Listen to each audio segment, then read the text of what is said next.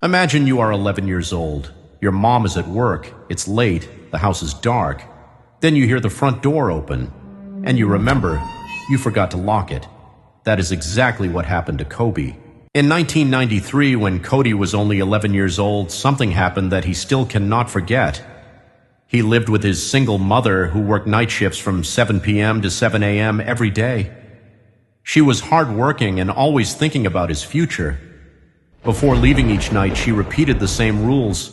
Eat your dinner, lock the door after I leave, turn off the lights, and never open the door for anyone. Every night at 10 p.m., she would call to make sure he was safe. Cody was used to being alone. He would play games, eat, and then sleep without fear. One night, his friend Majo came over because his parents were out of town. Cody told his mother, and she agreed, but warned them again to lock the door and not go outside. The boys promised they would follow the rules. After his mother left, they ate dinner and started playing Super Mario. The game was exciting, and they completely lost track of time. They followed some of the rules. They didn't go outside, but they forgot the most important one. They forgot to lock the door. Around 10:47 p.m., while they were still playing, they heard a soft sound from downstairs. At first, they thought it was Cody's mother coming back. In panic, they quickly turned off the TV and lay down, pretending to be asleep. The house became silent. Then they heard it. Slow, heavy footsteps moving across the living room floor. Cody immediately felt something was wrong. He knew the sound of his mother's steps. These were not hers. These steps were slower, heavier, more careful, like someone who did not want to be heard. The footsteps moved toward the stairs. Someone was coming up. Cody's bedroom door was open and only one small hallway light was on. Parts of the room were visible, but the corners were dark. The footsteps reached the top of the stairs. Then a shadow appeared on the wall. A tall man stood in the doorway.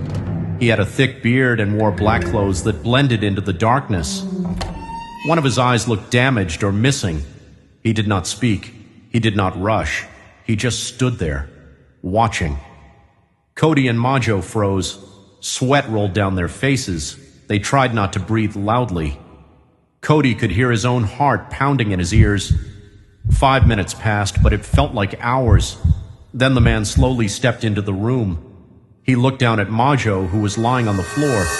Without warning, he wrapped Majo in his blanket and lifted him slightly off the ground. Majo did not move. Cody did not move. The man paused. For a long second, he just stood there, holding him. Then suddenly, he changed his mind. He gently placed Majo back on the floor. Cody, lying on the bed, could see everything but pretended to be asleep. He didn't know whether the man believed they were sleeping or if he simply decided not to take them.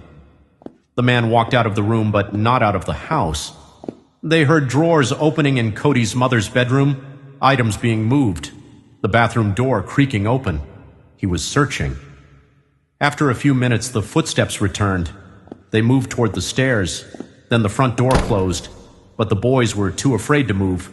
They stayed frozen for 5 more minutes, then 10. Finally, Majo whispered, "Do you think he's gone?" Slowly, they stood up and checked the house. It was empty, but Cody's mother's gold jewelry was gone. Cody immediately called his mother and told her everything. She told him to call the police right away. Within 10 minutes, the police arrived. Shortly after, his mother rushed home. The officers questioned both boys and wrote down their description of the man. The next day, the police called with news. The same man had robbed a gas station 4 kilometers away that night. Based on the boy's description, they were able to identify and arrest him.